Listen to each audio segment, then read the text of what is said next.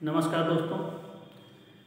कल ही जैसा कि आप देखे हैं बिहार पीआरटी का रिजल्ट आया है, जिसमें 72,000 विद्यार्थियों को पास कराया गया है। जहां इस रिजल्ट से जिनका चयन हुआ है उनमें जाहिर सी बात है कि उनकी मेहनत उनको रंग लाई और आज वो खुशी। वहीं 5,23,000 बच्चे जो शामिल हुए थे, इन 72,000 के अलावा सारे बच्चों को निराशा हाथ लगी है। तो हम चाहेंगे ऐसे बच्चे दुखी ना हो, परेशान ना हो। एक ही परीक्षा अंतिम परीक्षा नहीं होती। हो सकता है आप कहीं से अधिक आगे जाएं, किसी अच्छे पद पर जाएं, नहीं तो आपके पास बिहार में ही फिर से ये वैकेंसी जैसे पूरा होती है वैसे फिर से जूनियर में टीजीटी और पीजीटी में पद आने का ऐलान पहले ही हो चुका है, जो 19 सितंबर को ही सरकार का मुहर लग गया था, देखे ही होंगे।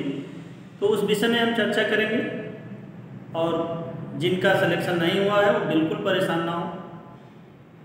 ऐसे तो लगभग 70% लोग होंगे जिनका नहीं हुआ है, तो इसका मतलब ये नहीं है उसी परेशानी में हम डूबे रहें और आगे की पढ़ाई ना करें। तो आपके सामने ज़्यादा से ज़्यादा 2-3 महीने के अंदर फिर से जूनियर टीजीटी पीजीटी का एग्ज़ाम है।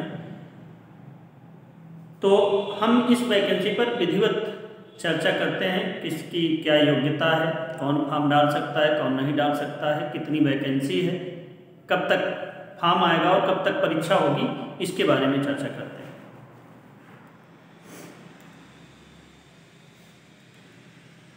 जिन विद्यार्थियों का नहीं हुआ है न टीजीटी में, न पीजीटी में और न ही पीआरटी में, ऐसे लोगों के लिए एक मौका है। कक्षा 6 से 8 में 31,982 पद पर घोषणा पहले हो चुकी है। अब इंतज़ार करना है इसके फॉर्म का। ये सब फॉर्म तभी आएंगे जैसे ही ये वर्तमान में चल रही वैकेंसी पूरी तरह से कंप्लीट हो जाएगी। पुनः कक्षा 6 से 8 तक यानी जूनियर में 31,982 पद, टीजीटी यानी कक्षा 9 से 10 तक के लिए 18,880 पद और पीजीटी कक्षा 11 से 12 के लिए 18,830 पदों की घोषणा हो चुकी है। जैसे ही वर्तमान में यह वैकेंसी कंप्लीट हो जाती है, तत्काल इस पर भी फॉर्म भराने का अवसर मिलेगा, ऐसा आपको देखने को मिलेगा। और इसका अगर हम चर्चा करें कि इसकी योग्यता क्या है, तो जो कक्षा 6 से 8 तक है उसकी योग्यता है ग्रेजुएशन के साथ बीएड जो किए हैं उनका तो है ही, लेकिन वे बीटीसी धारक भी इसमें फॉर्म भर सकते हैं। जिन्होंने ग्रेजुएशन के बाद बीटीसी या डीएलएड किया है वो फॉर्म नहीं भर पाएंगे। जो इंटर के बाद बीटीसी या डीएलएड किए हैं वो इस फॉर्म को नहीं भर पाएंगे, लेकिन जितने डीएलएड धारक ग्रेजुएशन के बाद या डीएलएड किए हैं ग्रेजुएशन के बाद, वो इसको फॉर्म भर लेंगे और सारे बीएड धारक भर लेंगे। इसके अलावा टीजीटी में जानते ही हैं कि बीएड ग्रेजुएशन बीएड होना अनिवार्य है और पीजीटी में आपका पीजी यानी पोस्ट ग्रेजुएशन होना अनिवार्य है बीएड के साथ।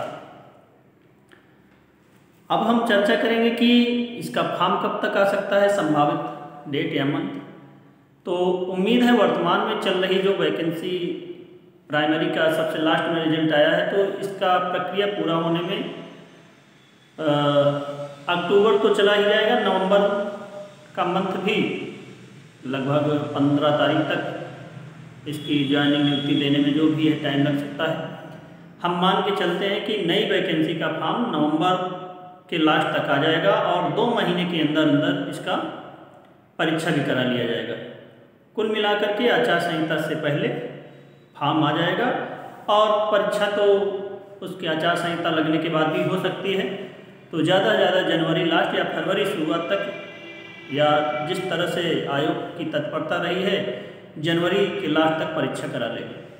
तो पुनः उन बीएड और बीटीसी धारकों से मेरी अपील है जिन्होंने इस परीक्षा में शामिल नहीं हो पाए, खास करके प्राइमरी में बीएड वाले, और जिन डीएलएड वालों का भी प्राइमरी में नहीं हो पाया, वो बिल्कुल दुखी ना हो। जूनियर की वैकेंसी के लिए तैयारी करें। नहीं, अन्य राज्य में तरह तरह की वैकेंसी आती रहती है, उसकी तैयारी करें, परेशान ना हो। धन्यवाद।